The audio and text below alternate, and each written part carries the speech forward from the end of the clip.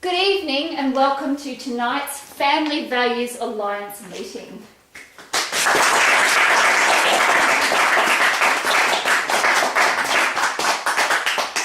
As you know, I'm Diane Colbert, and tonight we're looking a little bit more at the truth about transgender. And I'll be looking at what gender dysphoria is. I'll be looking at some of the history behind the transgender movement and how that's impacting our young people today, across the world really, but some specific things in Victoria as well. Gender dysphoria is a terrible condition. The person who has gender dysphoria needs our compassion and support, just as any other person suffering from mental distress. According to the DSM-4, gender dysphoria in adolescents and adults is a marked incongruence between one's experienced expressed gender and assigned gender of at least 6 months duration, as manifested by at least two of the following. And notice that marked incongruence. There has to be some real distress. A marked incongruence between one's experienced expressed gender and primary and or secondary sex characteristics, or in young adolescents, the anticipated secondary sex characteristics. A strong desire to be rid of one's primary and or secondary sex characteristics because of a marked incongruence with one's experienced expressed gender, or in young adolescents, a desire to prevent the development of the anticipated secondary sex characteristics. A strong desire for the primary and or secondary sex characteristics of the other gender. A strong desire to be of the other gender or some alternative gender different from one's assigned gender. A strong desire to be treated as the other gender or some alternative gender different from one's assigned gender. A strong conviction that one has the typical feelings and reactions of the other gender or some alternative gender different from one's assigned gender. The condition is associated with clinically significant distress or impairment in social, occupational, or other important areas of functioning. No matter how terribly one feels it, and gender dysphoria is terrible for a person to live with, there is no such thing as a male born in a woman's body or a woman born in a man's body. This is a lie which turns feelings into facts. One of the 10 common thinking distortions talked about in mental health is mistaking facts for feelings. It is well known that this creates psychological distress. The whole transgender movement is based on mistaking feelings for facts. There is a growing body of evidence that transgender is a psychological condition. Political activists work hard to bury this evidence and silence those who report it with terms such as transphobic and bigot.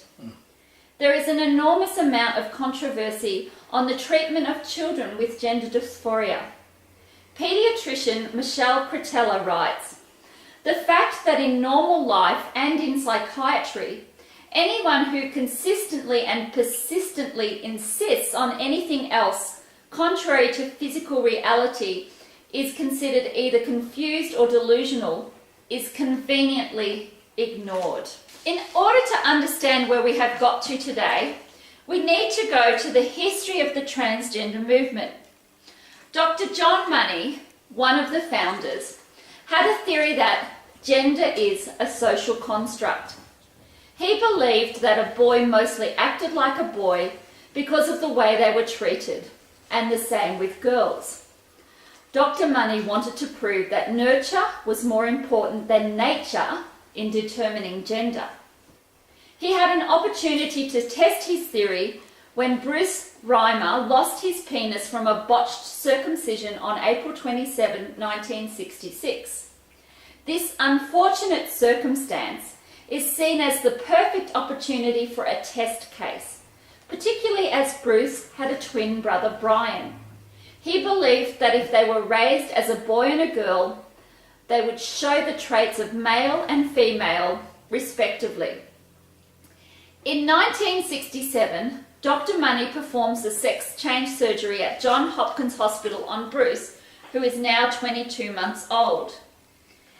He is renamed Brenda, and his parents follow the strict orders to socially condition Brenda as a girl. He is discouraged from anything that would be seen as male behaviour and encouraged in female activities. The twins are assessed on yearly visits to Money to see how Brenda is adapting to being a girl. Dr. Money provides glowing reports of success in journals and, due to these articles, the transgender movement takes off. Known as the John Joan case, it was widely publicised and gave credence to arguments presented in the 1970s by feminists and others that humans are sexually neutral at birth and that sex roles are largely the product of social conditioning. Money's writings about gender and his theories on nature versus nurture were celebrated and adopted. He was featured in Time magazine and received national awards and honorary degrees. But in fact, the gender conversion was far from successful. Money's experiment was a disaster for the rhymers. Money ignored the emotional distress and problems in his reporting, only highlighting anything the parents said in a desperate attempt to make it work. He was a complete fraud. Money also forced the twins into various sexual acts and took photographs of them on at least one occasion, as well as showing the children nude photographs. Dr. Money's rationale for these various treatments was his belief that childhood sexual rehearsal play was important for healthy adult gender identity. As early as a few months after the initial operation, at age 2, Brenda would angrily tear off her dress, refused to play with dolls, would beat up her twin brother and steal his toy cars and guns. She complained to her teachers and parents that she felt like a boy. She loved running and climbing and fighting and hated playing with dolls. She had no friends and was constantly teased and ridiculed by classmates for her masculine looks and interests. At 14 years old, a local psychologist convinced the parents Brenda needed to be told the truth. He is relieved. Oh, thank goodness I'm not crazy. And he takes on the name David. David's brother Brian didn't cope well with the knowledge his sister was really born a boy.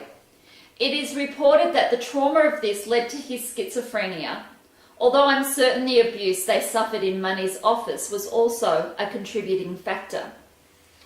Brian died in 2002 of an overdose of antidepressants.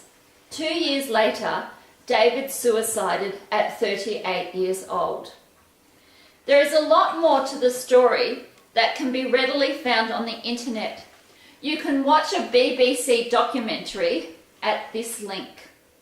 And the documentary is called Dr. Money and the Boy. David Reimer suffered severe psychological distress because he was biologically a boy, but forced into living as a girl due to a false belief that his physical condition would cause him unhappiness. The opposite was true. He was unhappy because he was forced to live as a female and subjected to traumatic experiences throughout this process. Dr. Paul McHugh, the psychiatrist-in-chief at Johns Hopkins University, writes, "We at Johns Hopkins Hospital University, which in the 1960s was the first American medical center to venture into sex reassignment surgery, launched a study in the 1970s comparing the outcomes of transgendered people who had the surgery with the outcomes of those who did not.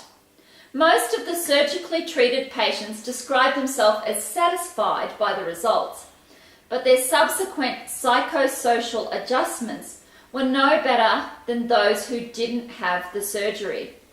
And so at Hopkins, we stopped doing sex reassignment surgery, since producing a satisfied but still troubled patient seemed an inadequate reason for surgically amputating normal organs.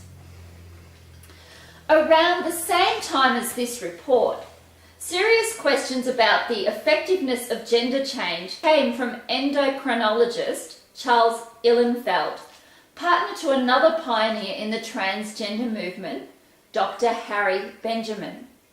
In 1948, Alfred Kinsey recommended a patient to Dr. Benjamin. Born male, the patient expressed an acute desire to become a woman. At the time, the recommended treatment for individuals such as Benjamin's patient was psychoanalytic therapy aimed at making the mind fit the body. Benjamin, however, was unconvinced of the effectiveness of that approach. Seeing gender identity on a continuum, he believed that some people could be born male but feel female, and the more sensible treatment would be to alter the body to fit the person's perceived gender. He counselled the patient to travel to Europe, where surgeons performed one of the earliest gender reassignment operations. Benjamin lost contact with the patient. However, he went on to treat several hundred patients with similar needs in a similar manner. Dr. Charles Ihlenfeld worked with Benjamin for 6 years and administered sex hormones to 500 transsexuals. Ihlenfeld shocked Benjamin by publicly announcing that 80% of the people who want to change their gender should not. Ihlenfeld said, "There is too much unhappiness among the people who have had the surgery. Too many end in suicide." Ihlenfeld stopped administering hormones to patients with gender dysphoria and switched specialties to psychiatry so he could offer such patients the kind of help he believed they really needed. In the wake of the Hopkins study and the closure of the Hopkins Clinic, and the warning sounded by Charles Ihlenfeld, advocates of sex change surgery needed a new approach. Benjamin and Money looked to their friend Paul Walker, a homosexual and transgender activist they knew shared their passion to provide hormones and surgery. A committee was formed to draft standards of care for transgenders that furthered their agenda, with Paul Walker at the helm. The committee included a psychiatrist, a pedophilia activist, 2 plastic surgeons, and a urologist, all of whom would financially benefit from keeping gender reassignment surgery available for anyone who wanted it. The Harry Benjamin International Standards of Care were published in 1979 and gave fresh life to gender surgery. The Harry Benjamin International Gender Dysphoria Association is now known as the World Professional Association for Transgender Health. Without any scrutiny or accountability for their results, private practices have grown and expanded. Walt Heyer suffered from gender dysphoria, then known as gender identity disorder, for the majority of his life. Walt writes, "I myself suffered greatly to come to terms with my gender. In 1981, I sought out Dr. Walker to ask him, the man who wrote the Standards of Care, for help. Walker said I was suffering from gender dysphoria. A mere 2 years after both the Hopkins study and the public statements of Ihlenfeld drew attention to the increased suicide risk associated with gender change, Walker, even though he was completely aware of both reports, signed my approval letter for hormones and surgery.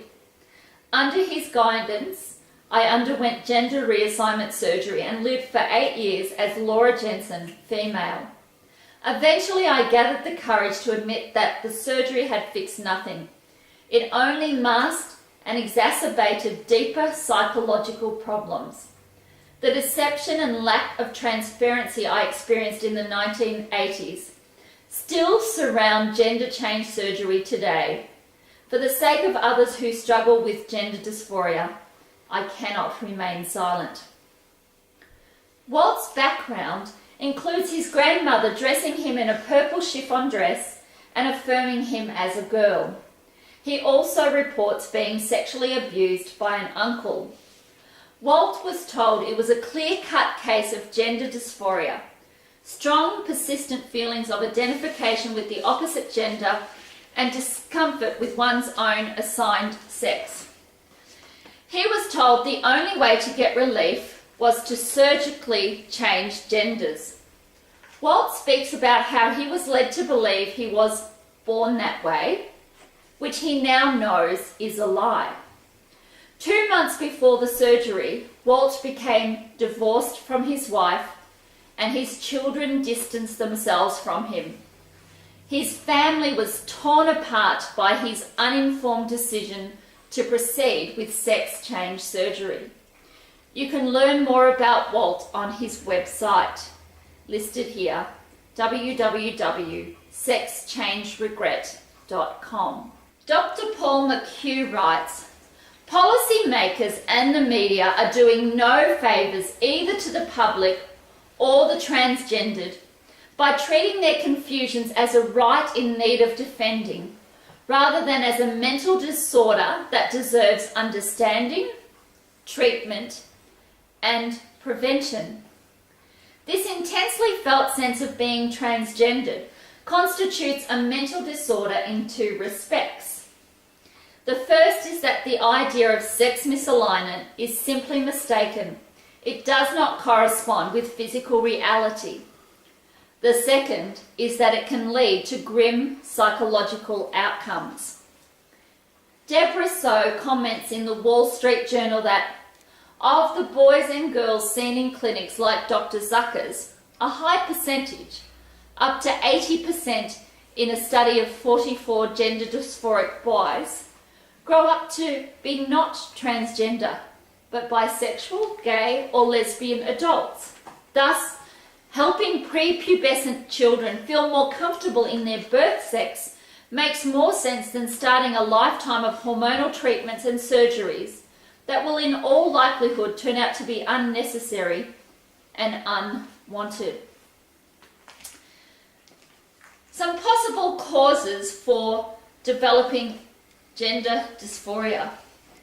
According to the American College of Pediatricians, possible causes include, from clinical case studies, social reinforcement, parental psychopathology, family dynamics, adverse childhood events not limited to sexual abuse, social contagion facilitated by mainstream and social media. And I think that's one that a lot of people are really concerned about in Victoria at the moment, is social contagion, where they're having messages of gender ideology forced into schools, into the teaching of young children from as young as 2 or 3 years old.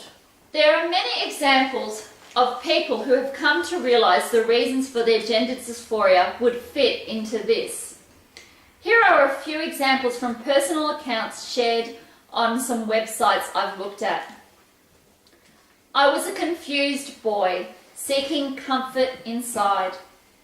Why did it start? A key moment may have been when my mother told me, "If you had been a girl, we would have called you Natalie." My stepsister had died at age 4, causing my mother deep anguish.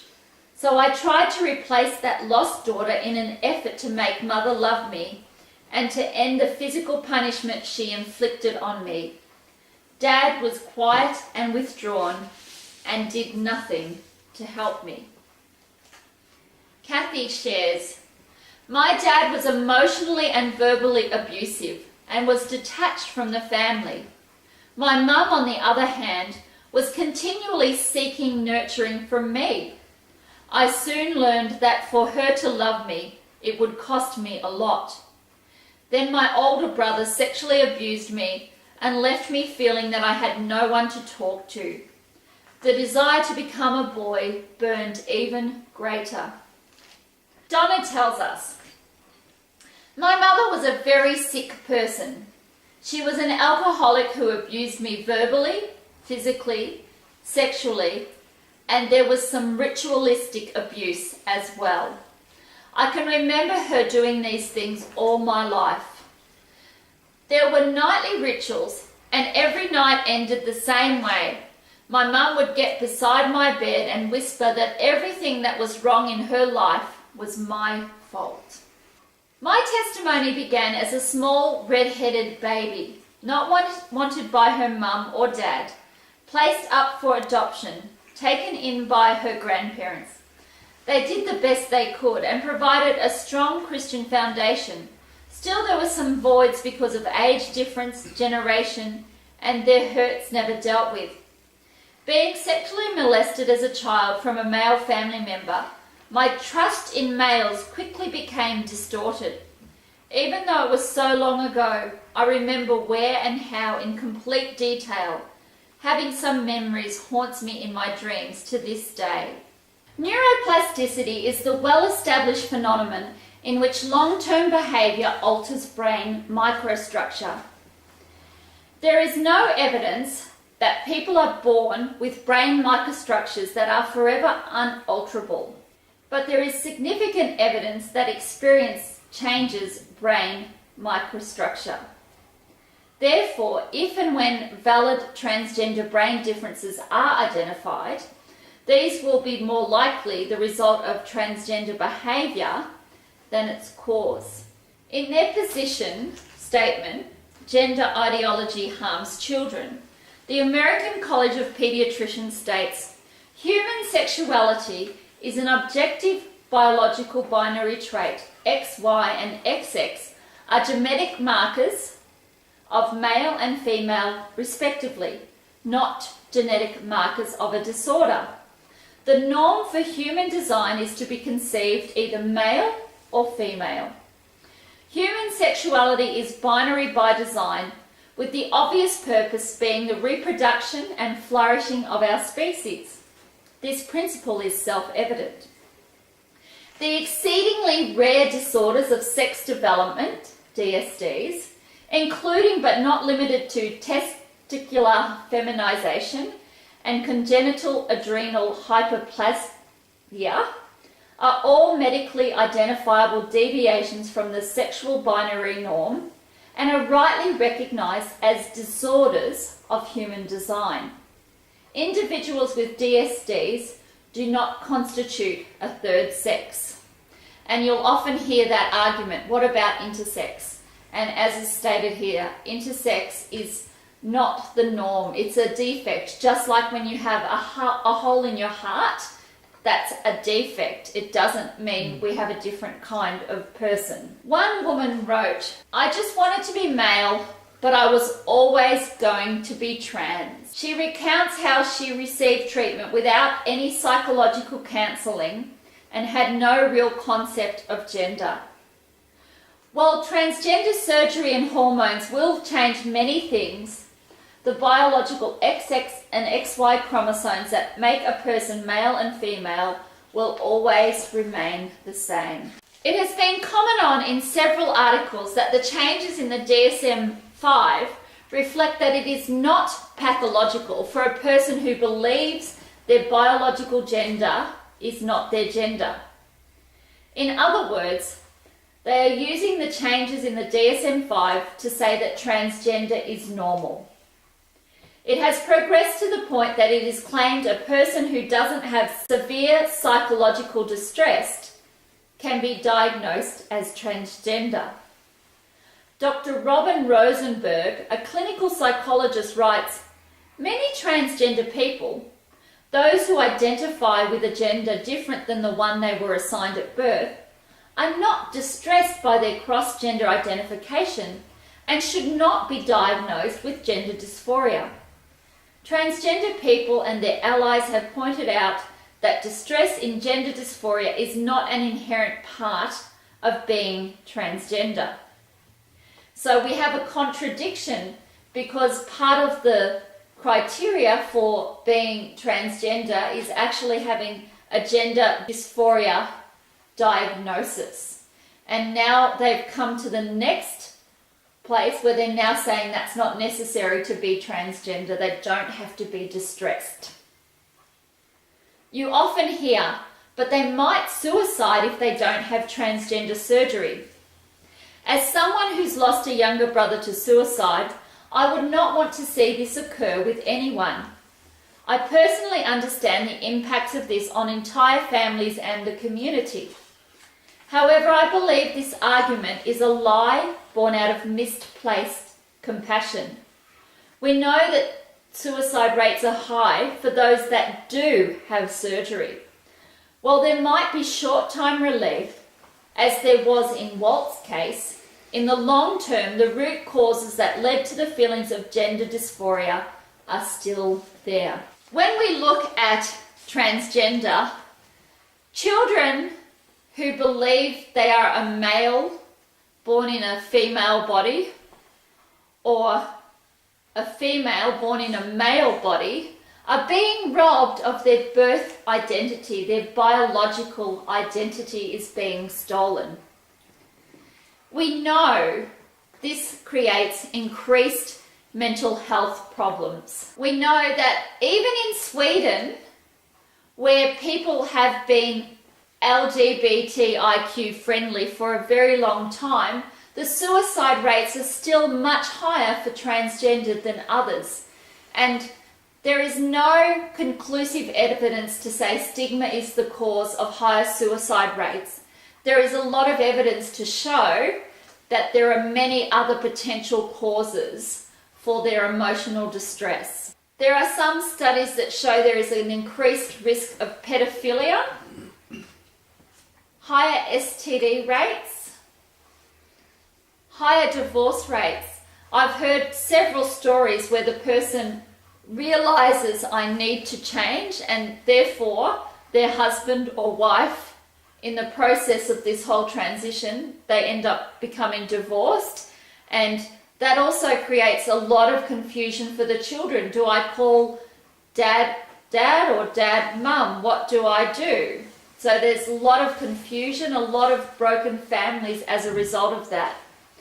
And we know a lot of the things that are being placed in our legislation are creating unsafe toilets and changing rooms.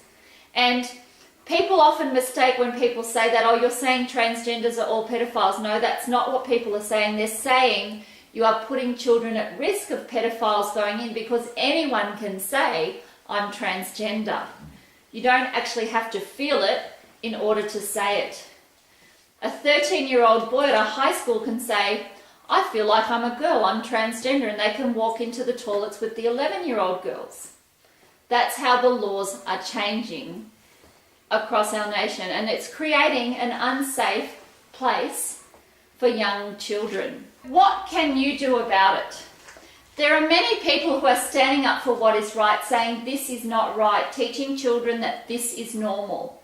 And one such place is a website. You're teaching our children what?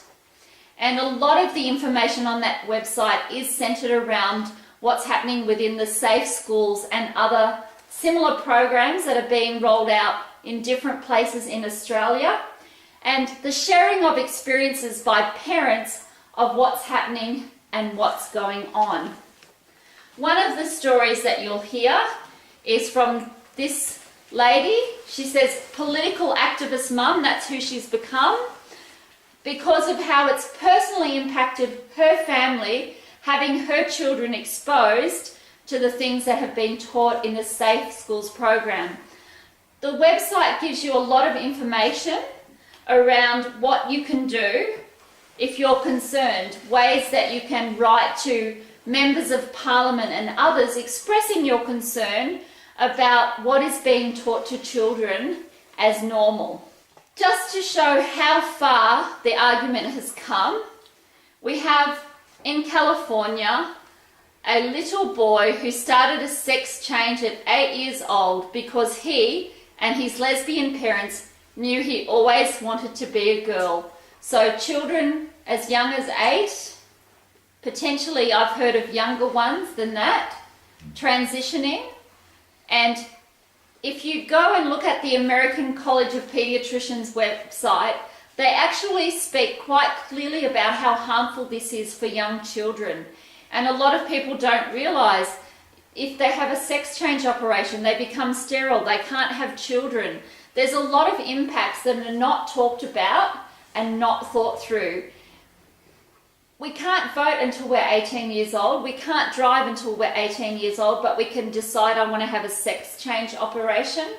I think there's something seriously wrong when we can make decisions that have such huge impacts upon the rest of your life at such a young age.